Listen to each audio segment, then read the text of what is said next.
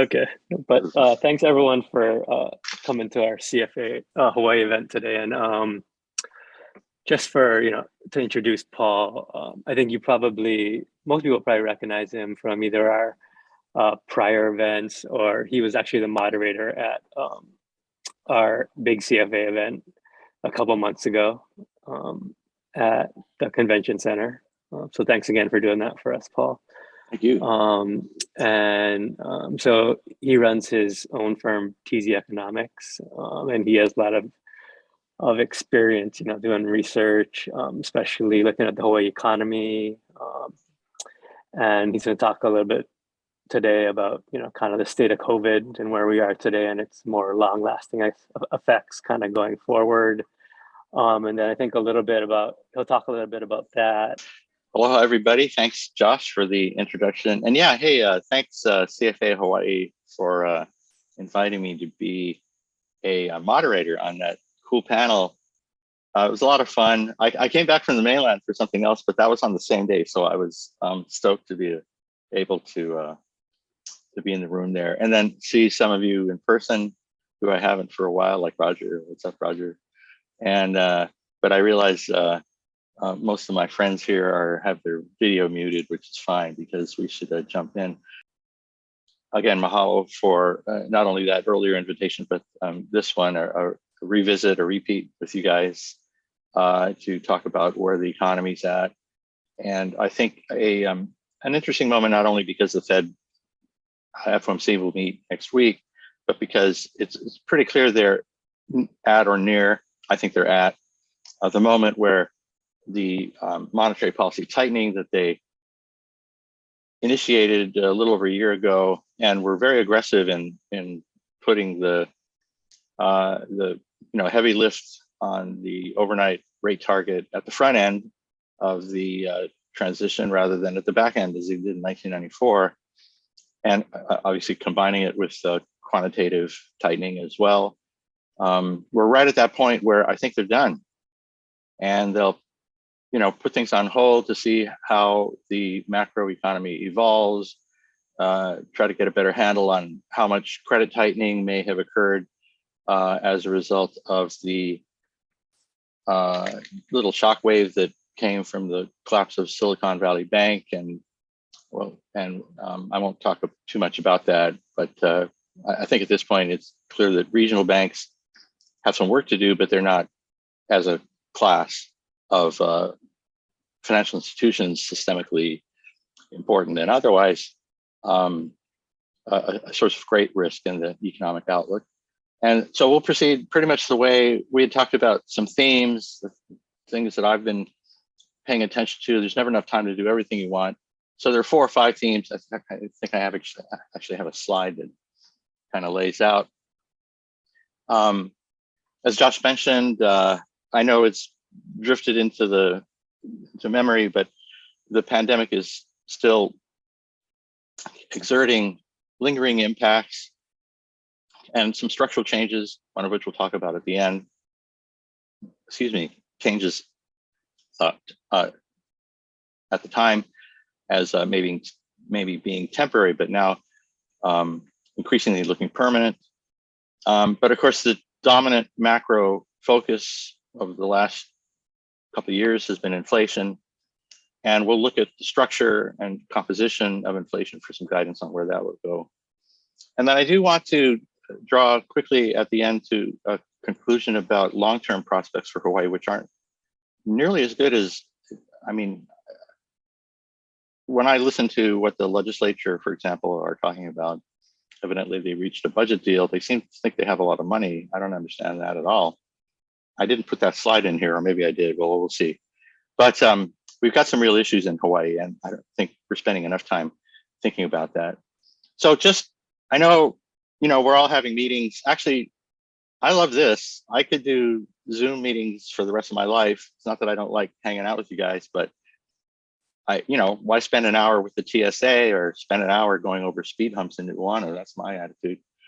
But the COVID subvariant, the subvariants of the Omicron variant continue to evolve very rapidly. And now we've got this new one, Arcturus, which was the name of the ship in the first, wasn't that in the original Hawaii 5.0 pilot? Arcturus is the name of that over there at Pier 8. Anyway, XBB is evolving, has come to dominate very quickly in the first several months of this year.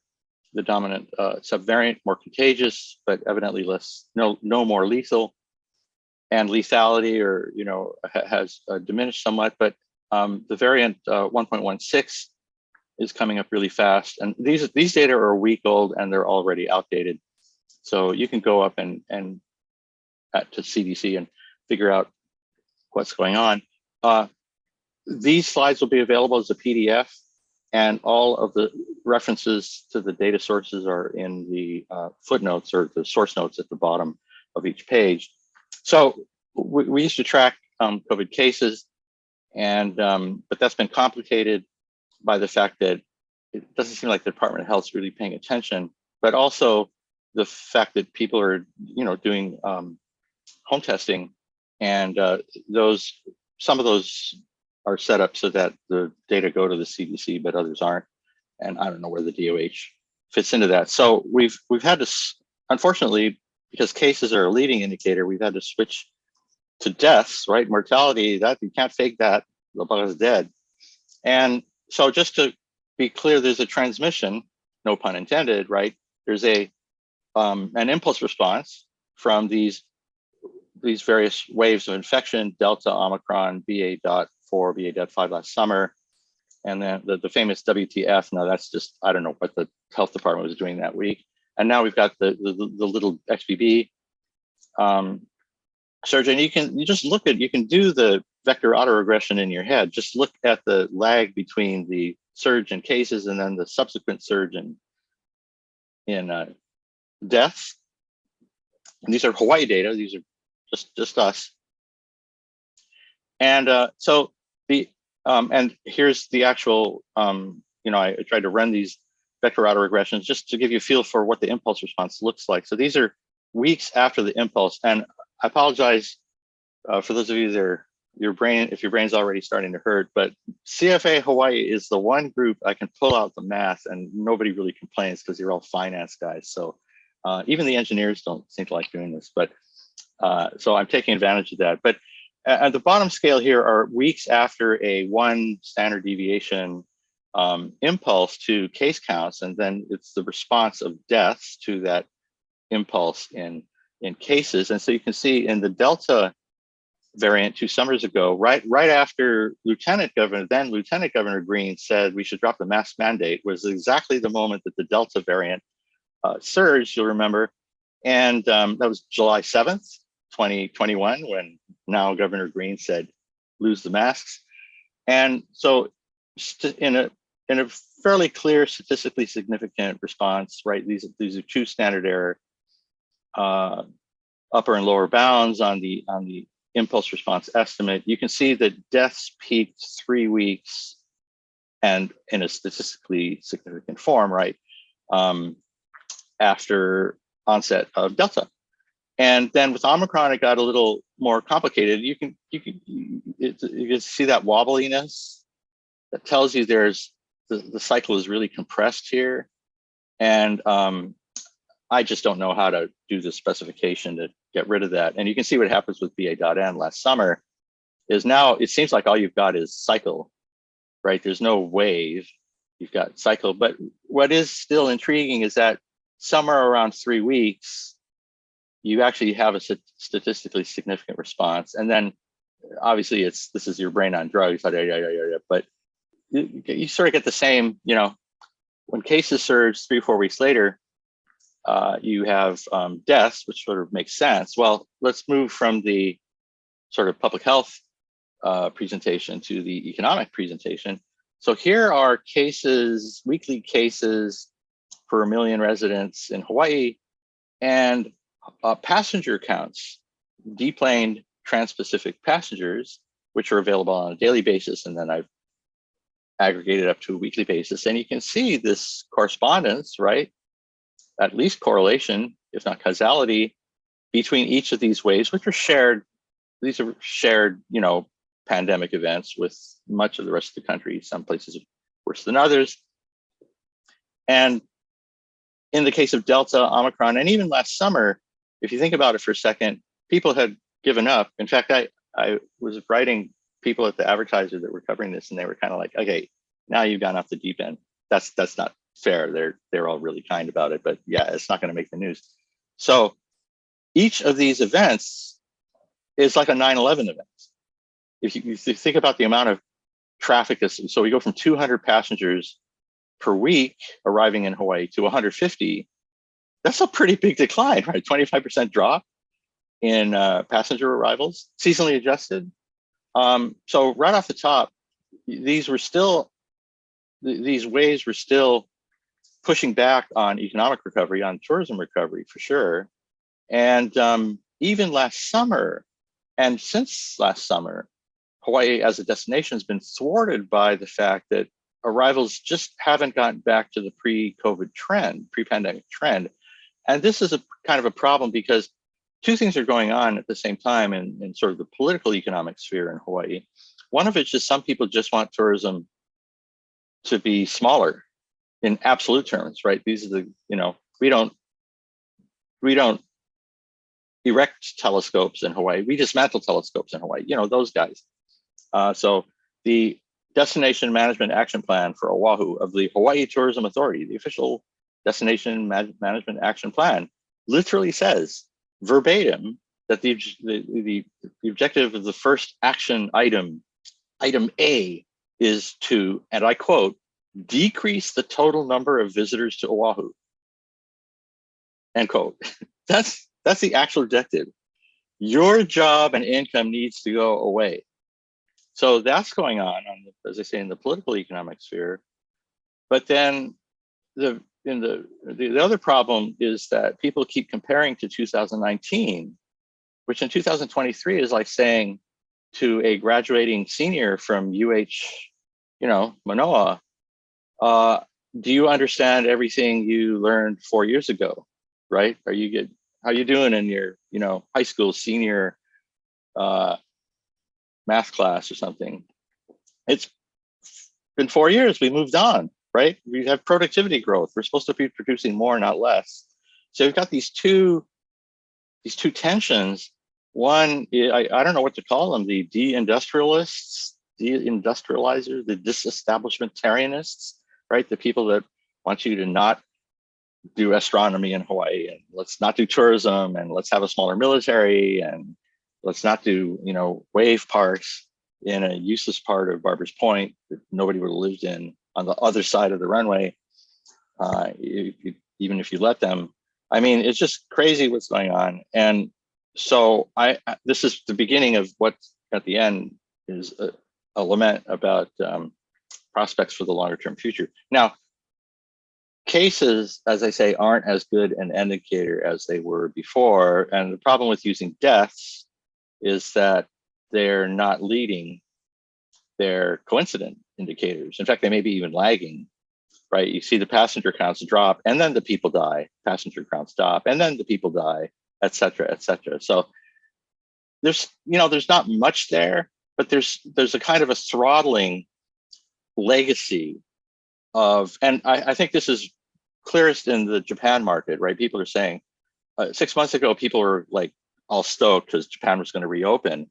And there's about two people like me going, why would people in Japan come to America to die of COVID? I mean, it's like, why would you go into the pit, the worst advanced country from a public health standpoint, public health policy standpoint? Americans like kill each other.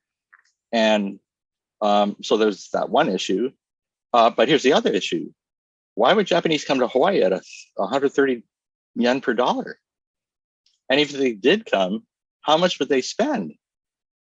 I mean, just the last 20 years of data pre-pandemic suggests that they'd spend a third less, right? Because, right, they're coming here in dog years and we're on, or, I mean, you know what I mean, right? They come here with yen. We take dollars and the yen's just not as potent at 130 yen. This is the year where we're supposed to be going to Japan. So big problems in terms of that part of the recovery. And just because I think Southwest Airlines is going to be making a big splash this weekend, I've been talking with some people about that. So I haven't ever seen these data before, but these are inter-island passenger counts. And here again, actually you do have passenger arrivals on a if you sort of connect the dots right here. This is just like the December seasonally adjusted number. It's faded a little in January, February, but December of last year, you can see that those numbers are higher since Southwest entry, and they're higher than they were prior to Southwest entry when we were basically limited to Hawaiian. But again, you see that coincidence with the mortality waves associated with the SARS-CoV-2 virus or COVID-19 disease. And just for a historical perspective, I don't know if you remember, maybe you weren't alive, but back in the 1990s, there were way more inter-island travel opportunities than there are today. I mean, the lift, if you think about where the lift was, put it this way, it dropped by a quarter between the end of the 90s and the 9/11 event. And then of course, Senator Inouye, bless his heart, decided it would be a good idea to allow Hawaiian and Aloha to collude, right? Like they passed a federal law that gave them an antitrust exemption in order to cement in concrete this this lower inter-island passenger capacity. Go Airlines tried to blow it up, but neither Go nor Aloha went first. Go eventually petered out.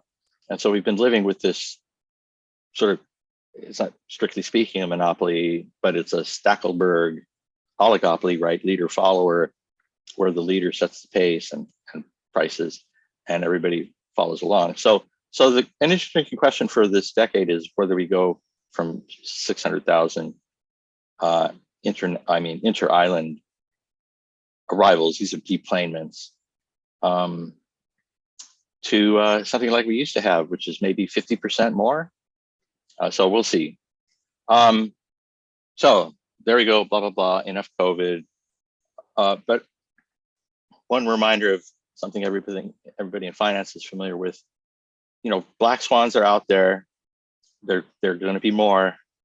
And this first intro part is just a reminder that the fat-tailed events have long tails associated with them in terms of continuing reverberation, or in the case of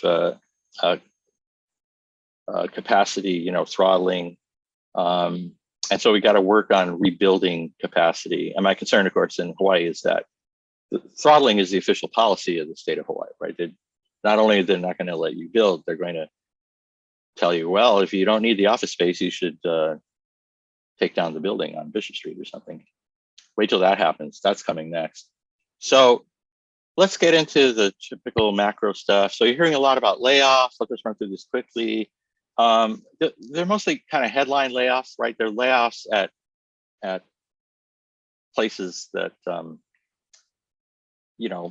lead on Bloomberg TV and sort of in the tech unicorn space and whatnot. But monthly layoffs are running about 1.5 million on a seasonally adjusted basis nationwide.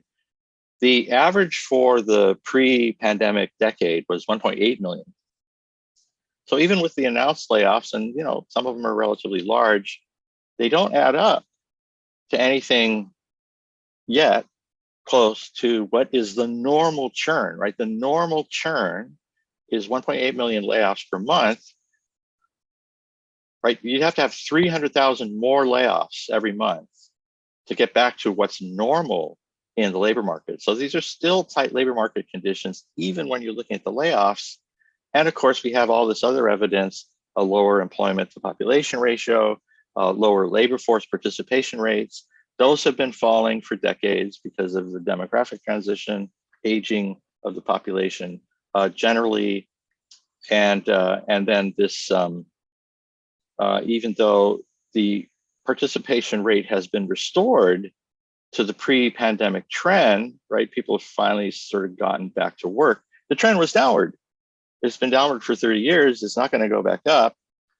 And so this will be, these challenges are going to persist. The beverage curve, the relationship between job openings and the unemployment rate, the job opening rate as a percent of the workforce and the unemployment rate as a percent of the labor force, those are both, the job openings were running double what's normal in the post-COVID environment. They're starting to come back down. Here's the transition over the last, this vertical pattern of dots over here is the transition coming out of Fed tightening. So there is a subsidence in job openings, but the ratio is still, there's 2 job openings for every unemployed person in Hawaii. These are Hawaii data. So yeah, if you can't get a job, bro, that's kind of on you. And of course, people love to cite the underemployment rate as well as the unemployment rate now.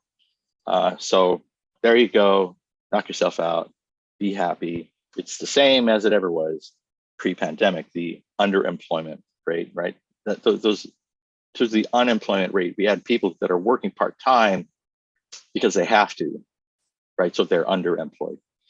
But the unemployment rate, these are quarterly data through year end, but the March unemployment rate in Hawaii seasonally adjusted the same as the national number at 2.5. So tight labor markets, that's not going away. We're kicking people out, right? We're dismantling telescopes. We're not going to let you operate a vacation rental. And so, yeah, GTFOOH, that's Hawaii's new policy. And the labor market's going to continue to be tight. Thankfully, inflation dynamics seem largely disconnected with labor market conditions. And so let's leave to another discussion, the Phillips curve and whether it's gotten flat or whatever. And let's just think about, because this time around the inflation was distinctive, not because of some anomalous relationship with the labor market, which remains tight, but of course, tightness in the labor market persists and inflation is coming down. So we have to look at inflation from a slightly different angle and think about the structure and composition of inflation. And actually, I just saw a great chart. I think it was in the New York Times. And I thought to myself, I should have made that chart. But if you decompose into the, pick sort of 4, you have to disaggregate, but disaggregate services and like say food and energy and everything else or something like that. It's very revealing because really the services are the only part that are left. I haven't done that, but I will show you a more traditional decomposition between core and headline and whatnot. Anyway, this is about as close to an inverted V-shaped trajectory as it's possible to get. Like the amount of time it took for inflation to go up is almost exactly the amount of time it's going to take for inflation to come down, which is like 18 months.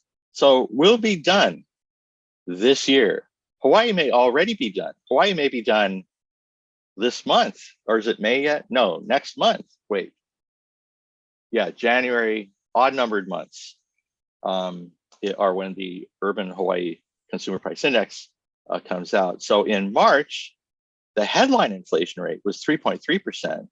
And let's remember the Fed's 2% goal, which is an objective measured in terms of the personal consumption expenditure deflator, that translates into 2.5% consumer price index inflation rate, which is what we're looking at here, and what mere mortals tend to track. So 2.5 is the objective. Hawaii was at 3.3 in March, and so this party is going to be over pretty soon. And I don't think people have their heads wrapped around that yet. I mean, reporters still, call up and ask, well, what are you going to do about the high inflation? I'm like, you mean the inflation that's been falling for a year? So turning to that compositional question, it's useful to contrast what was happening a year ago in the Hawaii data and what, what's on the list today. So if this is ranked in terms of March 2003, CPI component by inflation. So apparel's at the top. That's kind of surprising to me because, I mean, what happened to Ross Dress for Less, right? But you still see, you really see a contrast, particularly when you look at what was happening a year ago, where motor fuel and used vehicles, which until a year ago, I didn't even know used vehicles were in the consumer price index. But that's that whole supply chain story, right? There were no chips for a while, so you couldn't assemble the Ford F-150. So then everybody wanted to go out and buy a used. I mean, my son in Denver was flipping used cars last year. I remember he bought a Chevy Suburban, a used Chevy Suburban. I'm sorry, pre-owned. They're not used. He bought a Chevy Suburban for $5,000, and 2 months later he sold it for $8,000. So that's just the way he thinks. But so those days are over, right? The chips are getting, the chip supply chain is better aligned with absorption and vehicular manufacturing. And so big transition.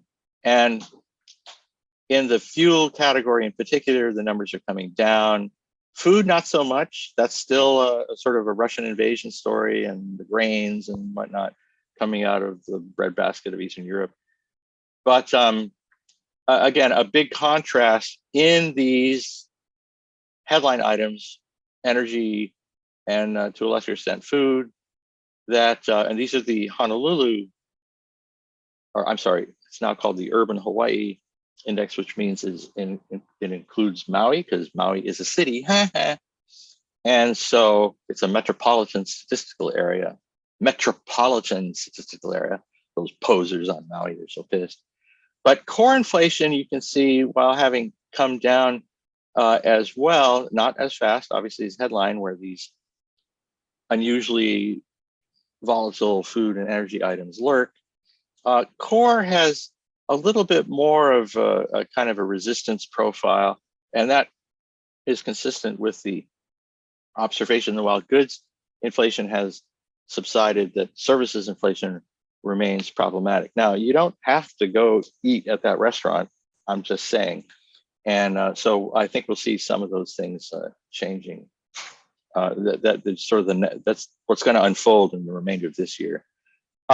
Because of the unusual composition of inflation in the post-pandemic environment, people have done a lot of work to get this math right. And so I won't go into how you do this, although it's really clever if you think about supply and demand. So I will tell you, right? Supply and demand. So if demand goes up, then prices and quantities both go up. But if demand increases, then prices and quantities both increase.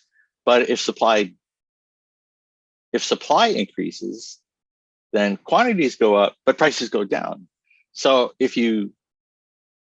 anyway, you can look at those pairs, which ways are prices and quantities going in the PCE deflator components. And this clever guy at the Federal Reserve Bank of San Francisco, or maybe he copied somebody else's homework, but he's figured out this decomposition, and they now publish it every month. And so you can see how persistent the demand component of inflation is. That's the part that the Fed's still worried about. They'll talk about it next week. Jay Powell will probably make reference to it. While you can see how this wedge, the supply part of the wedge, widened out, and now it's coming down as global supply chains are re-articulated. In the long term, the role of supply, while not trivial historically, tends to be associated with oil and commodity markets in particular. So you remember the emerging markets phase of the early 2000s, where the demand for oil was outstripping production because China and everybody, right? Remember the saying, everybody in China just bought a new car or something like that, right? The middle class in China has emerged, and they're all buying automobiles, about which there was a certain truth, and it was a lot of people. And then, India was going to come next. But eventually that led the people who find oil to figure out how to frack it out of the ground and so on and so forth. So then that all reversed in the mid-20 teens.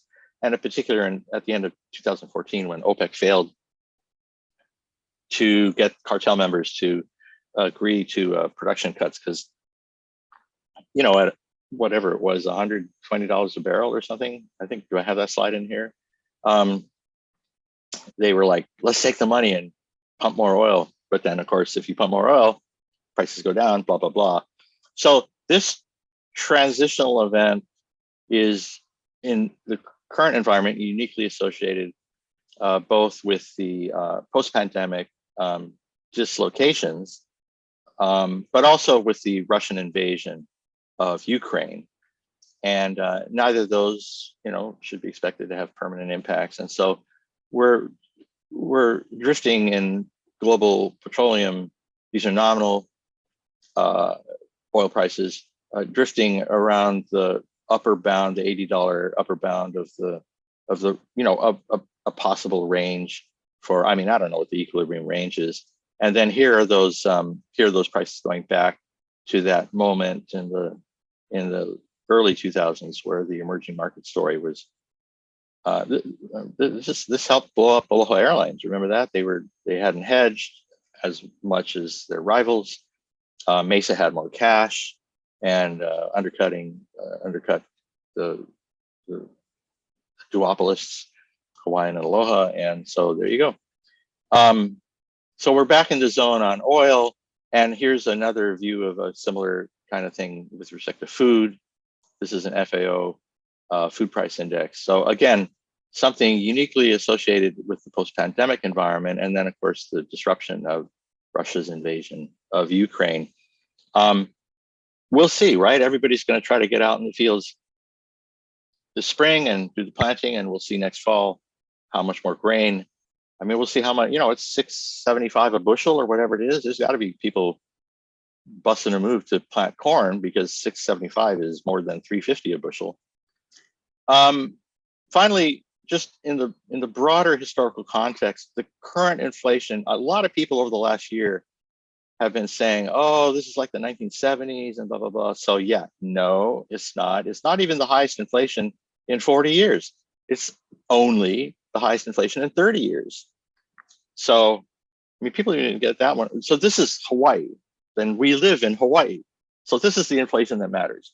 Don't tell me about the East Coast. Don't tell me about Japan. All of whom have inflation, by the way, and all of whom have essentially have had the same experience of a one-time inflation shock that's associated uniquely with, in this case, a black swan. But as in the pre-statehood or late territorial era, if you look at the inflation surges prior to statehood, World War II, demobilization, war in Korea, and so on, the ILWU strike of 1949, inflation doesn't only respond to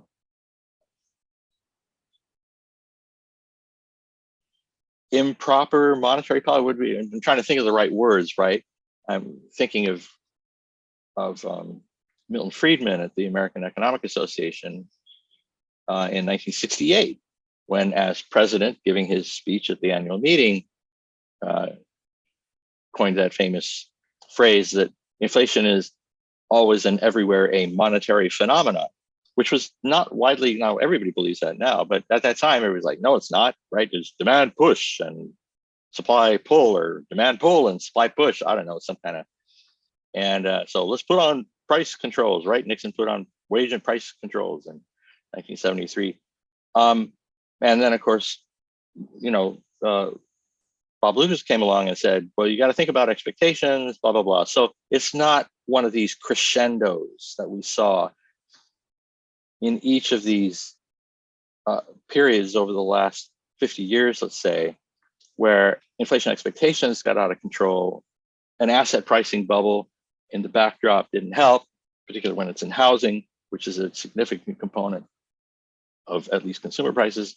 And we're not living through one of those right now. In fact, on the contrary, because inflation had been the highest in 40 years nationwide, just not in Hawaii, the fact that our inflation rate is lower means that Hawaii is actually entering a period, and it has before, over the last 80 years from time to time where its inflation is not just lower than the national average, but looks like, I mean, from my perspective, as if it's going to persist because Hawaii's sucking gas compared to the national economy.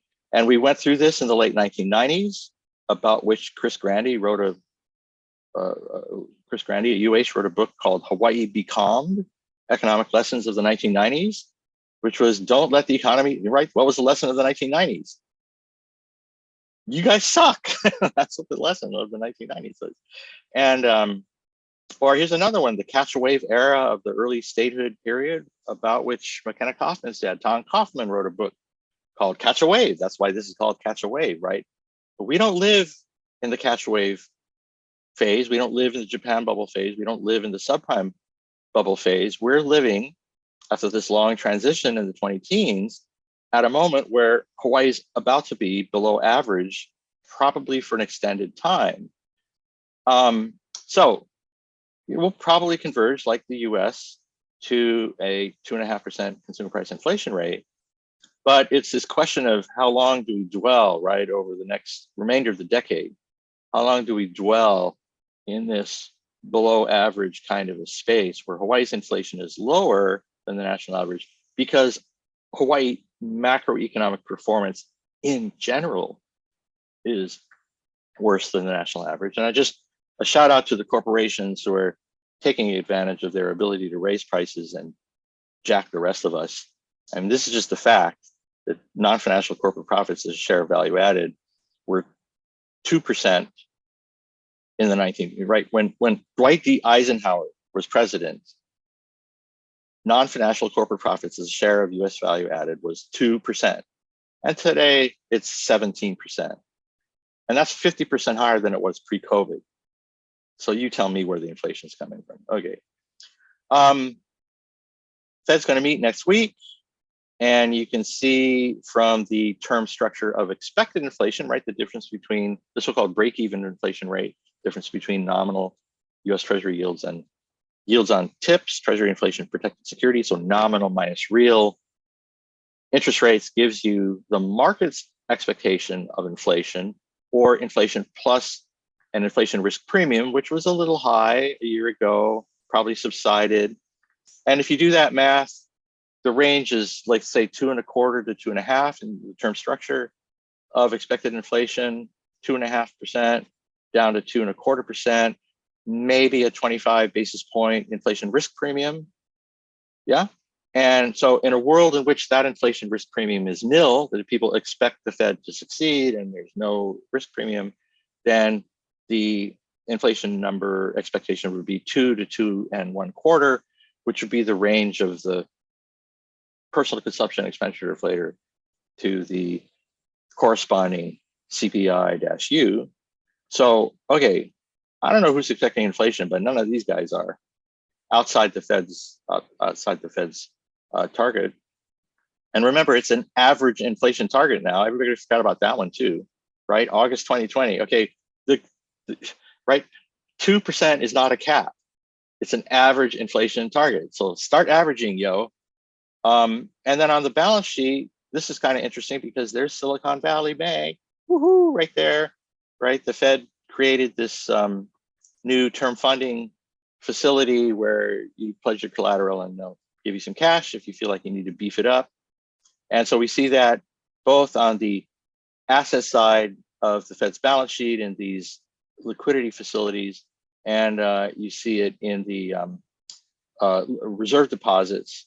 It turns out not so much in the reverse repo account, which is where the Fed, so those are like loans, right? It's a liability of the Fed. A reverse repurchase agreement is like a loan. Think of it as a loan, an overnight loan to member banks. And obviously they're using that facility much more actively now for liquidity management. But generally, quantitative tightening, this downward trend in assets and liabilities, with the exception of the one-time infusion following the Silicon Valley Bank collapse and associated reverberations. Well, we'll see. They'll probably clarify next week their continued commitment to rolling 95 billion, 60 billion in treasuries, 35 billion in mortgage-backed securities, or maybe I had that backwards, rolling 95 billion off the balance sheet every month until, right, they tell us something different.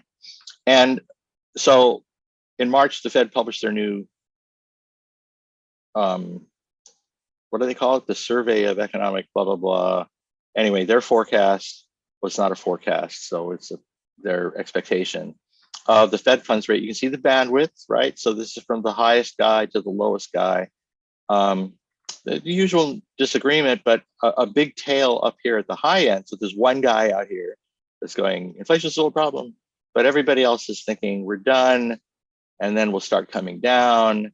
I think they'll stay for a while, but you know, and I said I'd take a look at the Bloomberg survey. So I know they only get 40. What's their problem? They only get 46 people responding to the survey, and I'm one of them, so that doesn't count. 5.25 is the expectation through December, through the end of 2023, and then in the Bloomberg survey, the expectation it starts coming down, 475 in March, 425 by June, the figure 4% by September, 363 is the average, the median, by which maybe is 3.625 at the end of 2024. And then by mid 2025, the number is 3. They say 13. I'm thinking it's 3.125.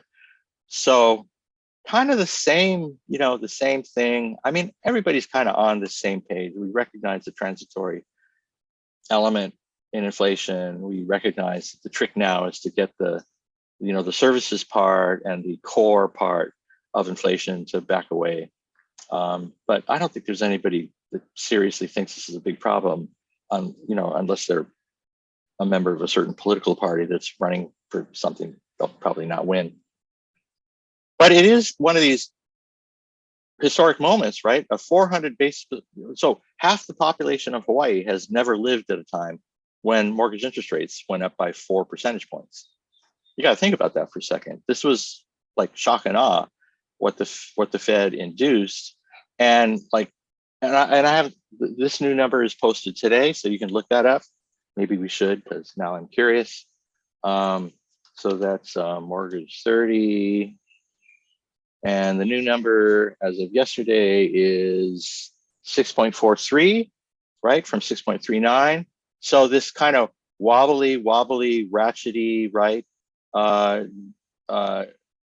Subsidence is much more sticky. Look at where the 10-year is, right? The 10-year's backed off to 350, but mortgages are really sticky. And that could be, as I suggested earlier, something that's going on in the credit culture, right? Credit, I mean, you know, banks kind of don't want to lend unless they really have to. I mean, I don't mean to diss anybody, but that's kind of the way they roll. So I think this will take a little longer to come down, sadly. But I mean, we could be looking at a 5% handle, you know, by this time next year. And the average for the pre-pandemic era was 4%, not 3%. So people need to get 3% out of their head. 4% would be a great number. I don't think we're going to get there. You know, if the overnight rate, the neutral risk-free rate is 2.5% overnight rate. And let's say that the 10-year yield, corresponding 10-year yield is 3%, then the corresponding 30-year fixed mortgage rate ought to be 4.75. So at the upper end of this range of the pre-pandemic, right? So the 20 teens were also anomalous. Inflation never quite got to 2%, which led a lot of people to think that the 2% goal was a cap. And that's why the Fed in 2020 said, no, it's an average, right? The target is an average of 2%. And now some people are talking about, you know, just moves the target to 3 and get it over with. Personally, I don't think they're going to do that, but there are people arguing that. It is an arbitrary number, right? Why would you move it up so that you have more room, right? You don't want to, where's the chart? You don't want to get into this whole zero bound problem where they got stuck in the 20 teens, right? So if you move the inflation goal up, then you have more downside to work with. Personally, Nah, I don't. 2 is good. 2 is the number, and the number is 2.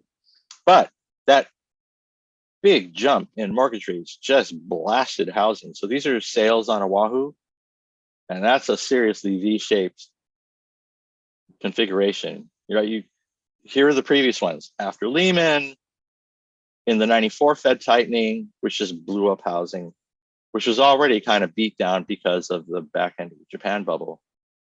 So yeah, we just went through another one of those. My guess is these numbers have already stabilized at lower volumes. And then you can think of the remainder of the 2020s as kind of a repeat of the 20 teens. We'll just slowly climb out of the initial bounce, leads us to a new, right? We're on the other side of the chasm, and we'll see volumes, home sales volumes go up over the next couple of years. Well, let me wrap up with one other legacy, which is the remote work thing. So you've seen some of these data. I'm only going to do this because we have new Hawaii data that might be of interest. So among the things that permanently changed, a lot of people certainly didn't anticipate, but even once it occurred, didn't anticipate becoming permanent, is remote work or working from home or hybrid work, all of these different variations on the same theme. These are Google searches on the phrase working from home, which is kind of a fascinating way to think of it, right? So index to the peak over here in the spring of 2020, that equals 100. Pre-pandemic, the volume was 8%, 7.7% of the peak volume of search on Google for that phrase. Yeah. So a bit of a redefinition coming into 2022. The number right now is let's say twice what it was pre-pandemic. So that's kind of interesting. There's still people looking into this. Pre-pandemic, 90% of workers never or almost never worked from home, and only 3.5 or 4% of workers did so full time. And when you look at, does anybody know there's always this bar on I can move it around, but I can't seem to get rid of it. If you look at the kinds of occupations where the ability to work from home or the ability to work remotely is highest, they're in these STEM fields, right? So it's the nerds, guys that work on computers, and not so much where you're in customer-facing positions or you have to be at the hospital. And more generally, if you look across finer disaggregation, people with computer and math skills, legal occupations, business and finance, right? You guys should all be holding out. I mean, there's no reason to go back to the office. I know HR is hung up on it, but that's because they measure inputs. They don't measure outputs, right? If you're in the office, that's an input. They think there's work going on, right? But they're not measuring your output. They don't even know how to measure your output. You're in finance. So when you look at people who can't work from home, just as they say, you got to be on the farm, you got to be in food prep, you got to be in the back of the restaurant, prepping the food, right? You have to be on the job site if you're in construction. So a natural kind of segregation occupationally, and then also across industries, finance and insurance industry, professional services, information-oriented industries, and much higher remote work participation than accommodation, construction, right? Transportation, you got to operate the equipment, and retail trade. Hawaii, turns out, because of the structure of the economy, is at the low end of states in terms of this is full-time working from home or full-time remote work.